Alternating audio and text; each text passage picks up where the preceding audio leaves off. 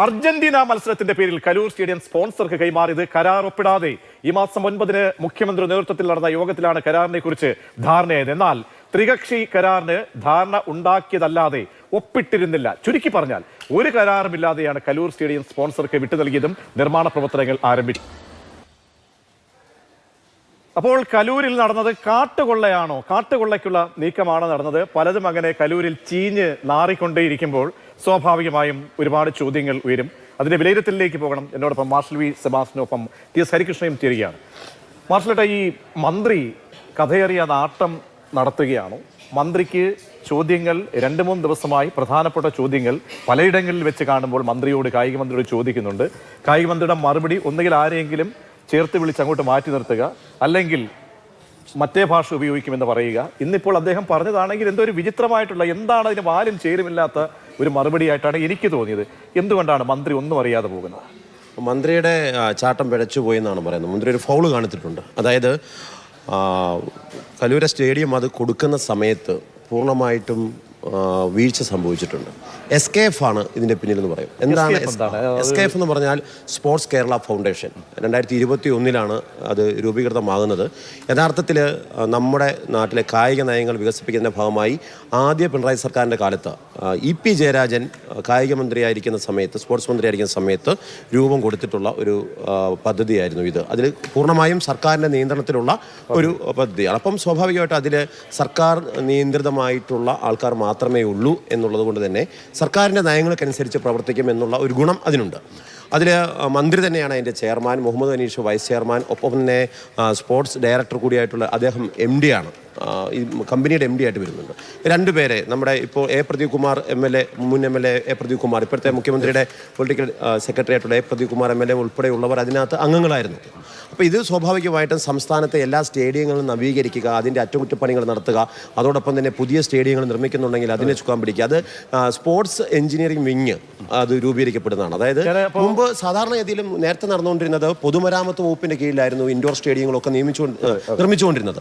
അങ്ങനെ നിർമ്മിക്കുന്ന സമയത്ത് സ്പോർട്സ് കേന്ദ്രങ്ങൾ നിർമ്മിക്കുമ്പോൾ അതിൽ വന്നിട്ടുള്ള മാറ്റങ്ങൾ കണ്ടെത്താൻ ഈ സാധാരണ എഞ്ചിനീയർമാർക്ക് കഴിയില്ല.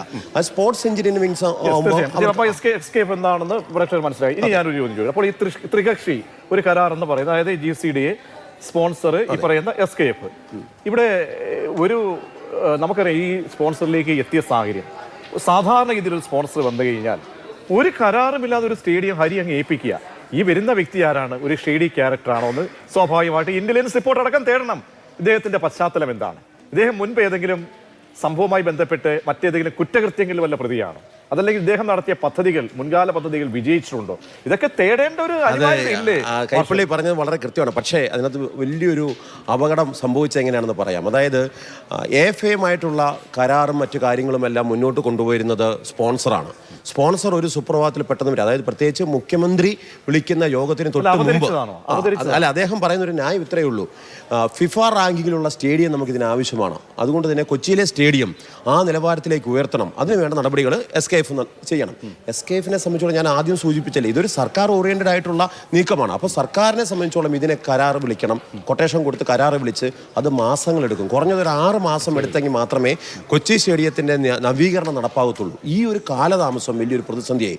അവിടെയാണ് സ്പോൺസറുടെ ഇടപെടൽ ഉണ്ടാകുന്നത്. സ്പോൺസർ പറയാണ് ഞാനിത് ചെയ്തു കൊള്ളാം എന്ന് പറയുമ്പോൾ SKF അതിന് അനുമതി മന്ത്രി തന്നെ കൊടുക്കണമെന്ന് പറയുന്നു. മന്ത്രിയാണ് ഇതിൻ്റെ ചെയർമാൻ. മന്ത്രി പറയുന്നു വാക്കാൽ നിങ്ങൾ പണിതോളൂ, നിങ്ങൾ എത്രയും പെട്ടെന്ന് ഇത് ശരിയാക്കി തരുമോ, അവർ വരുന്നതിന് മുമ്പ് അത് നന്നാക്കി എടുക്കൂ എന്ന് പറഞ്ഞിട്ട് അവരെ ഏൽപ്പിക്കുന്നു. അവരപ്പോൾ ഒരു നയം പറയുകയാണ്, 10 വർഷത്തേക്ക് ഞങ്ങൾക്ക് ഇതിൻ്റെ ഉടമസ്ഥാവകാശം അല്ലെങ്കിൽ ഇതിൻ്റെ നടത്തിപ്പവകാശം നൽകണം എന്ന് പറയുന്നു. അതെല്ലാം സംബന്ധിച്ച് ധാരണയാക്കുകയാണ്. എന്നാൽ യാതൊരുവിധ കരാറുകളും എഴുതി കൊടുത്തിട്ടില്ല എന്നാണ് മനസ്സിലാക്കുന്നത്. മന്ത്രി ഉത്തരവുണ്ടെന്ന് പറയുന്നത്, മന്ത്രി എന്ന് ചോദിക്കുമ്പോഴാണ് ഉത്തരവുണ്ടെന്ന്. അതെ, ഇനി ഇതിലെല്ലാം ഇനി മറുപടി പറയേണ്ടത് മന്ത്രിയാണ്. മന്ത്രി ഉത്തരവുണ്ടെന്ന് പറയുന്നത് ഈ സ്പോൺസറെ കണ്ടെത്തിയതിലാണ്, സ്പോൺസർ തിരഞ്ഞെടുത്തതിലാണ്. അല്ല, ഞാനെന്നാ ഒരു കായിക വകുപ്പിൽ ഒരാളോട് സംസാരിച്ചപ്പോൾ അദ്ദേഹം പറഞ്ഞ ഒരു ആശങ്കയാണ്. അതായത് ഒരുപാട് സ്പോൺസർമാരുണ്ടല്ലോ നമ്മുടെ നാട്ടിൽ. ഇപ്പം ഇത്രയും കോടികൾ മുറക്കാൻ കഴിയുന്ന സ്പോൺസർമാരുണ്ട്. അപ്പൊ എന്തുകൊണ്ടായിരിക്കും അവരൊന്നും വരാതെ ഈ അതെനിക്ക് പുലിവാൽ കല്യാണം സിനിമയിൽ സലീംകുമാറിന്റെ ഒരു ക്യാരക്ടറുണ്ട്. അതായത് എന്റെ നിങ്ങൾക്കില്ലാത്തതും പണം. അല്ല, ഞാനിതിനെ ഇന്നിപ്പം രാവിലത്തെ വാർത്തകൾ ഇതെല്ലാം കണ്ടിട്ട് എനിക്ക് തോന്നിയത് ഇതൊരു ഫുട്ബോൾ കളിയാണെന്ന് മനസ്സ് വിചാരിക്കുക. പന്ത് പാസ് കൊടുത്തോണ്ടിരിക്കുക, അതിൽ ആ ഗ്രൗണ്ടിൽ കായിക മന്ത്രിയുണ്ട്, സ്പോൺസറുണ്ട്, GCDA ഉണ്ട്. അപ്പം മന്ത്രി ഇതാ ഇപ്പം അവസാനം കൊടുത്തേക്കുന്ന പാസ് GCDAക്കാ. GCDA എല്ലാം പറഞ്ഞിട്ടുണ്ട്, വാർത്താക്കുറിപ്പ് ഇറക്കിയിട്ടുണ്ട്. അതിനപ്പുറം ഒന്നുമില്ല എന്നിങ്ങനെ മന്ത്രിക്ക് ഇതിനകത്ത് മറുപടിയില്ല. ഇല്ല. അതായത് മന്ത്രിയുടെ ഭാഗത്തുനിന്നുണ്ടായ വീഴ്ച എന്താണെന്ന് ചോദിച്ചു കഴിഞ്ഞാൽ, ഒന്ന്, സ്പോൺസറെ അമിതമായിട്ട് വിശ്വസിച്ചു. രണ്ട്, മാർഷൽ, നമ്മളെ മന്ത്രി ഇന്ന് നടത്തിയിട്ടുള്ള പ്രതികരണം, അതിന്റെ പ്രധാനപ്പെട്ട പ്രതികരണങ്ങൾ അത് നമ്മൾ വിട്ടുകളയാൻ പറ്റാത്തതല്ല. ഒരു ഉത്തരവാദിത്തപ്പെട്ട മന്ത്രിയാണ്. ആ മന്ത്രി നടത്തുന്ന പ്രതികരണങ്ങളും അദ്ദേഹം കഥയറിയാതെയാണോ അതല്ലെങ്കിൽ മനഃപൂർവ്വം നമുക്ക് ചിന്തിച്ചു അദ്ദേഹത്തിന്റെ പ്രതികരണങ്ങൾ ചേർത്ത് വെച്ചൊന്ന് പരിശോധിക്കാൻ റിപ്പോർട്ട് ഒന്ന് കാണാം. ലോകത്ത് തന്നെ 1-ാം നമ്പർ ടീമായിട്ടുള്ള അർജന്റീന, മെസ്സി അടക്കമുള്ള നാഷണൽ ടീം ഇവിടെ വരികയാണ്.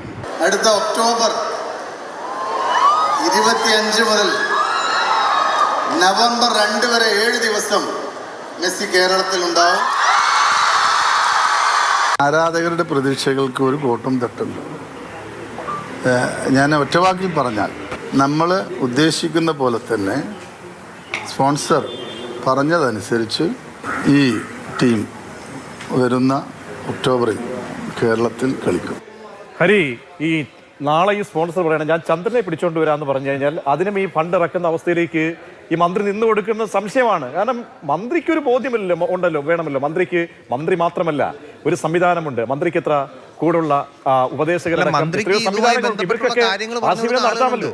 അതെ, മന്ത്രിക്ക് അല്ലേ മാഷേട്ടാ ഇതുമായി ബന്ധപ്പെട്ടുള്ള കാര്യങ്ങൾ പറഞ്ഞു കൊടുക്കാൻ കായിക വകുപ്പിൽ ആളുണ്ട്, സ്പോർട്സുമായി നേരിട്ട് ബന്ധമുള്ളവരെ ഒന്നും കേട്ടിട്ടല്ല മന്ത്രി ഇത് ചെയ്തെന്നാണ് ഞാൻ മനസ്സിലാക്കുന്നത്. കാരണം ഇതെല്ലാം തന്നെ സ്പോൺസർ നേരത്തെ പറഞ്ഞ പോലെ ചന്ദ്രനെ വിൻഡോ ഉണ്ടെങ്കിൽ കൊണ്ടുവരുന്നേ. ഇപ്പൊ നമുക്ക് സ്പോൺസർ പറയുന്ന പോലെ വിൻഡോ ഉണ്ടെങ്കിൽ ചന്ദ്രനെയും കൊണ്ടുവരും. അങ്ങനെ പറയുമ്പോൾ അത് വിശ്വസിച്ചാണ് മന്ത്രി പോകുന്നത്. മന്ത്രിയുടെ വീഴ്ചകൾ എന്താണ്? മന്ത്രിക്ക് ഈ ഒരു വിഷയം ഉണ്ടാകുന്ന സമയത്ത് മന്ത്രിക്കാണ് ജനങ്ങളോട് ഉത്തരവാദിത്വം, സ്പോൺസർക്കല്ല. അത് നമ്മൾ കഴിഞ്ഞ ദിവസവും പറഞ്ഞു. സ്പോൺസർക്ക് ഒരു ഉത്തരവാദിത്തമില്ല. അദ്ദേഹത്തിന്റെ ബിസിനസ് ആണ്. അദ്ദേഹത്തെ കുറ്റം പറഞ്ഞിട്ട് കാര്യമില്ല. അദ്ദേഹം ഒരു ബിസിനസ് നടത്താൻ വേണ്ടി ആ ബിസിനസ്സിൽ തട്ടിപ്പും വെട്ടിപ്പും ഉണ്ടാവും. ഒരു വെട്ടിപ്പ് ബിസിനസ്സിലൂടെ എങ്ങനെ കാശുണ്ടാക്കാനാണ് സ്പോൺസർ നോക്കുന്നത്. മന്ത്രി അതല്ല. മന്ത്രി കായിക മന്ത്രിയാണ്. അദ്ദേഹം ഇവിടുത്തെ ജനങ്ങളുടെ ഒരു വികാരം മനസ്സിലാക്കണം. ഇവിടുത്തെ മെസ്സി എന്നാൽ അല്ലെങ്കിൽ അർജന്റീന ടീം എന്ന് പറഞ്ഞു കഴിഞ്ഞാൽ രക്തത്തിൽ അലിഞ്ഞു പോയിട്ടുള്ള ആൾക്കാർ. അവിടുത്തെ ഈ ജനപ്രതിനിധികളായിട്ടുള്ള അവിടുത്തെ MP, MLA ഒക്കെ പറയുന്ന ഇതിലൊരു ദുരൂഹമായ സാമ്പത്തിക ഇടപാടുകൾ നടന്നു. അങ്ങനെയെങ്കിൽ ഇതിലൊരു കൃത്യമായ അന്വേഷണം വേണ്ടേ മാർഷൽ? അതായത് നിയമസഭയിൽ പോലും ഇക്കാര്യങ്ങൾ ചോദിക്കണം, ക്ലാരിറ്റി വരുന്നത്. നമ്മുടെ ഒരു സംവിധാനമാണ്, സർക്കാരിന്റെ കീഴിലുള്ള ഒരു സംവിധാനത്തെ വെച്ച് അത് മറ്റൊരാൾക്ക് വിട്ടുകൊടുത്തെങ്കിൽ ഇത് സുതാര്യമായ ഒരു അന്വേഷണത്തിലേക്ക് അല്ല. ഇതില് കൈപ്പള്ളി മനസ്സിലാക്കേണ്ട ഒരു കാര്യം, ഇത് ഇടതുപക്ഷ സർക്കാരിന്റെ പ്രകടന പത്രികയിലോ അവരുടെ വാഗ്ദാനങ്ങളിലോ ഒന്നുമുള്ള കാര്യമല്ല. മുഖ്യമന്ത്രി ഉൾപ്പെടെ CPM, കഴിഞ്ഞ ദിവസം ഞാൻ പറഞ്ഞു, CPM-ന്റെ ഏതെങ്കിലും മന്ത്രിമാരോ ഓൺ ചെയ്യുന്ന ഒരു വിഷയമല്ല. ഇത് ഞങ്ങൾ നടപ്പാക്കിക്കൊള്ളാമെന്നൊരു വാഗ്ദാനവും മുഖ്യമന്ത്രി മെസ്സി എന്നൊരു വാക്ക് പറഞ്ഞിട്ടില്ല. അതാ പറഞ്ഞത്. സ്വാഭാവികമായിട്ടും ഇപ്പൊ എങ്കിൽ പിന്നെ ഇത് ആരാ പറഞ്ഞത്? അപ്പോൾ ഒരു സർക്കാരിൽ ഒരു മന്ത്രി പറയുന്ന ജനങ്ങൾ വിശ്വസിക്കുന്നു. അന്വേഷണം വേണം. ഇതിന് എത്ര രൂപ മുതൽ മുടക്കി, സ്പെയിനിൽ പോകാനെടുത്ത് ചെലവെത്രയാണ്, ഈ നടപടിക്രമങ്ങളുമായി ബന്ധപ്പെട്ടുള്ള സുതാര്യമായിട്ടുള്ള പണമിടപാട് നടന്നിട്ടുണ്ടോ, ഇനി എന്തെങ്കിലും മെസ്സി വരുമോ, ഇക്കാര്യങ്ങളൊക്കെ ബോധ്യപ്പെടുത്തണം. മാർച്ചിൽ ഉണ്ടാവോ? എനിക്ക് സംശയമാണ്. കാരണം വരട്ടെ. പക്ഷെ നമ്മൾ അത് ഇന്നലെ പറഞ്ഞതാണ്. പക്ഷേ വന്നാൽ വരണമെന്നാണ് നമ്മൾ പറയുന്നത്. എങ്ങനെയും കൊണ്ടുവരണം. പക്ഷെ അതിനുവേണ്ടി ഇങ്ങനെ ആശ കൊടുത്ത് ഒരു ബിസിനസ് ആക്കി ഇതിനെ മാറ്റുന്നതുകൊണ്ട് യോജിക്കാൻ പറ്റില്ല. മരം അടക്കം മുറിച്ചു കൊണ്ടുപോയി എന്ന് നമ്മളല്ല പറയുന്നത്.